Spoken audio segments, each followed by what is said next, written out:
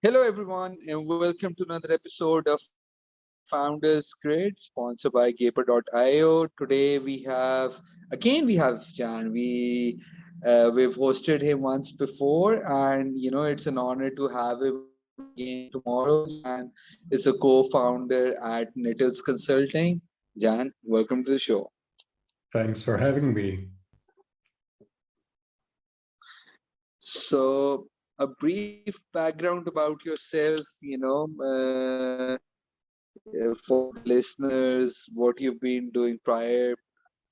Feel free to repeat, but it's important, the listeners keep on changing. So it's important, please, they get an idea about your background. Sure. Basically, I am a security person with the heart and soul. I first came into contact with the idea of cybersecurity when I was in college, and there we had a subject which was devoted to cybersecurity. And I thought to myself, well, this is actually a field in which one can make a living. And basically, it's something that felt both interesting and rewarding to me. Who doesn't want to be a hacker when he's young? Basically, it was that. So I decided to go that way first in the academic sector. I got my degree, my master's in cybersecurity after my first bachelor's. And then I stayed at the university doing some elementary cybersecurity research. After that, I joined a company called Aleph, a mid-European company which provides, amongst other things, a lot of cybersecurity services. So there I basically learned what it means to be a security person in the true sense of the word. I did everything from analyzing malware and analyzing network attacks to helping clients improve their defenses through penetration tests and other things. After that, I moved, since I felt it was time to move on to pastures perhaps greener or perhaps more interesting. I moved on towards working at Accenture. I did some vulnerability management there, but I found out that after leaving Aleph, joining a large multinational corporation such as Accenture wasn't really for me. The reason was not just because of the culture there. The culture was actually quite pleasant and the people there were experts, obviously. But what made me choose the private owned company route was the reason that once I left Aleph, I got fair number of offers for delivering interesting and rewarding services directly to customers. Basically, organizations came to me and said, well, since you're no longer at your previous employer, would you like to help us with this and this and this? And since all of these offers made up a fairly interesting collection, I decided, well, why not try it on my own?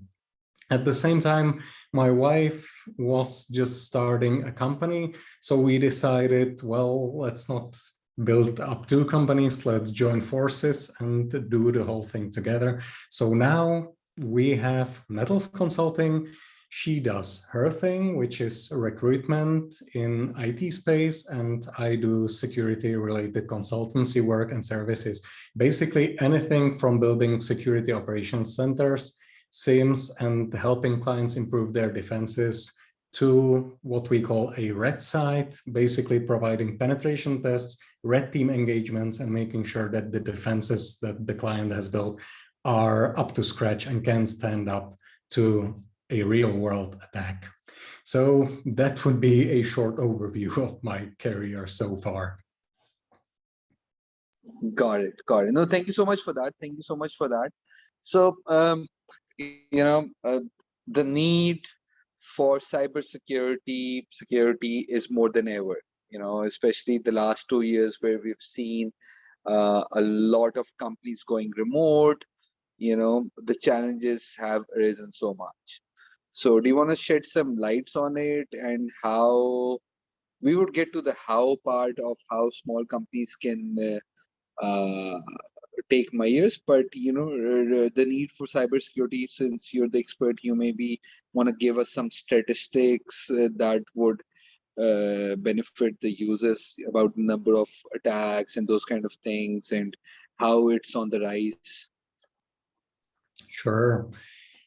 Historically, we had this concept of basically castles in cyberspace. Every company had its own infrastructure with well-defined perimeter, and what was inside the perimeter, basically what was inside the LAN, inside the local area network, was considered safe. And everything that was outside was there be dragons, basically the potentially malicious traffic, potential attackers, and so on and so forth. So we had only the interaction surface between inside and outside to take care of. But COVID has changed things significantly. Not that it made us choose different ways of working. It, at least to my mind, mainly pushed us toward accelerating the trend that was already there.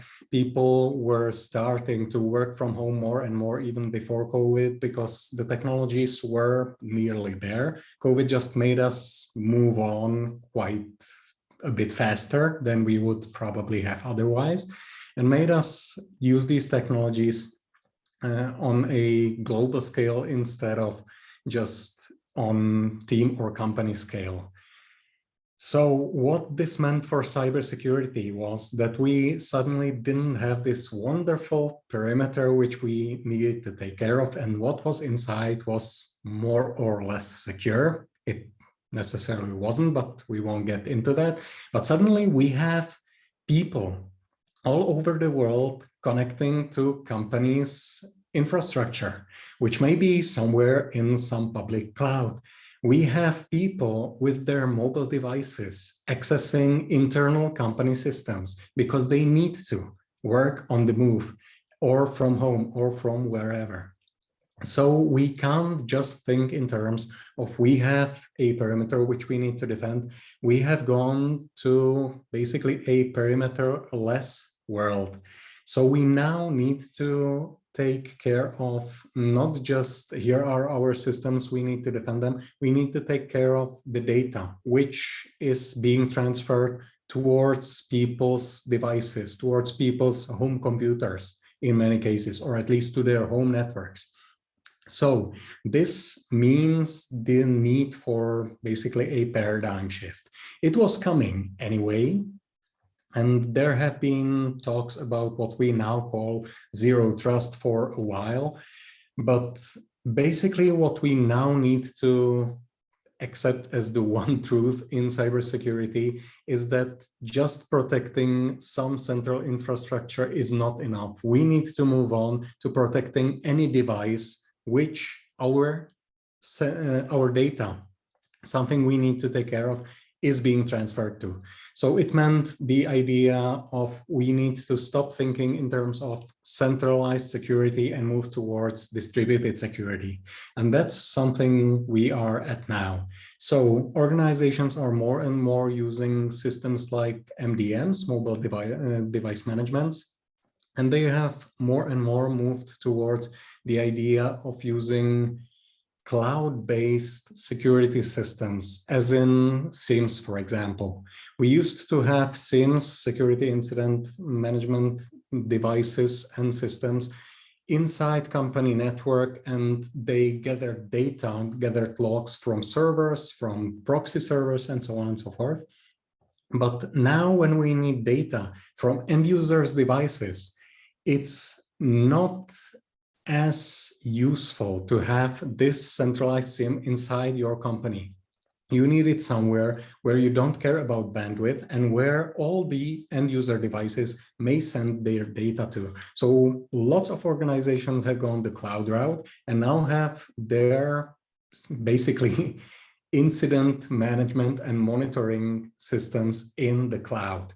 I'm not saying whether it's good or bad, but lots of organizations have gone this route.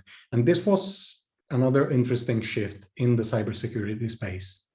When it comes to attacks, I would say that what we see out there, perhaps now more given the political tensions in the world than before, are attacks not just on companies' infrastructure, but attacks on the smart devices and mobile devices that each of us have at our home. Not necessarily because the attackers want to access our devices, but because through our devices and through our home networks, they can now easily get to the fairly secure, otherwise corporate infrastructures. It can be seen fairly well on what has happened to Cisco recently. Cisco was breached. They weren't breached because there was some vulnerability on their side. No, they were breached because one of their employees' account, private account, has been breached. And through this private account and through the browser of this employee, the attackers managed to basically co-opt this employee's VPN and get inside Cisco's network. What happened afterwards, we will leave to aside. But this incident shows quite well that if organization doesn't take care of the devices that users use in their home networks properly, it can lead to quite unfortunate results, let us say. So this is one of the trends in attacks we are seeing now, and which is quite prevalent. Hopefully, it will move more organizations towards taking better care of their data. So my last two closing questions, one is around from early stage startups point of view, early stage companies at enterprise level, we understand they have the budgets, the R&D budgets to invest in all of those securities, right? But small stage companies, early stage companies, Series A, Series B, 50 to 300 people, 400 people companies, right? So what advice would you give them? One, two, three steps that they can take and be like, okay, maybe we can implement this today and it just improves the security by like 5% or 10%, So what would be those one, two, three you would advise small stage companies? Basically, take security as part of your organizational culture. I would say that actually accepting that we are all responsible for securing companies' data, companies' infrastructure is the most important thing. It's better if all people in the company are actually in this mindset of, yes, I am part of the security system, than if you spend hundreds of thousands of dollars on IT equipment, which is supposed to protect you. Yes, you need the technology in the end, but the first line of defense has been and always will be about people. So first, make security part of your company culture. Second, if you have one or two people who are basically enthusiasts in security, think about giving them more of a job in this area. Basically, give them at least some sort of responsibility for security. Or if you have the budget, hire yourself one or two people who are able to help you with building security on the technical level. Because most of the time, at the beginning, we don't need tens of people or large teams to secure a company. We need this one or two people who will be able to help the others make what they are doing more secure. Because in the end, security is not about myself as the security specialist. It's about me being able to basically help everyone else do their job in the most secure way. And when it comes to technologies, if you have these two people who are in your company who are responsible for security, they can usually do 90% of what should be done with just open source tools. We currently have open source tools for everything, and startups are usually, at least in the technology space, quite well built towards using open source products.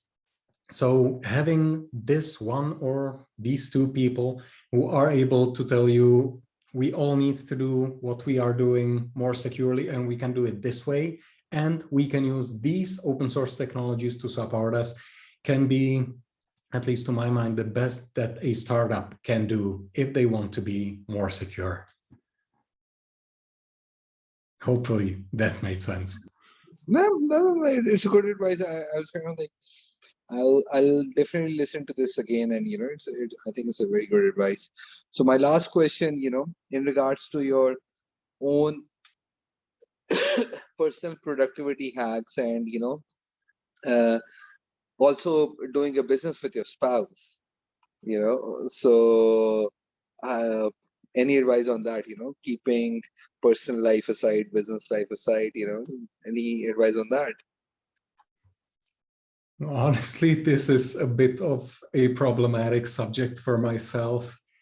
I am the first to agree that I can work days, I can work nights, and my personal life can suffer a little bit. But honestly, since we both started working for our own company, I believe that this is much less of an issue.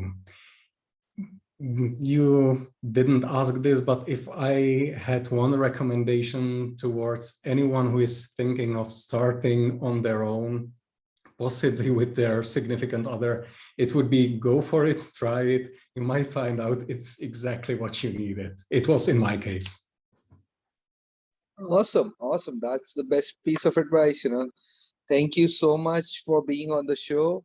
It was a pleasure having you again, and we would love to, make this an annual habit of having once a year discussion with you. It's definitely things would keep on evolving, and the challenges with cybersecurity from day to day would keep on increasing, and it would be really beneficial for users to keep on hearing the updates on that. Thank you so much again for being on the show. Take care of yourself and stay safe. Thanks for having me, Mustafa. It's been a pleasure to be here with you again. Have a pleasant day.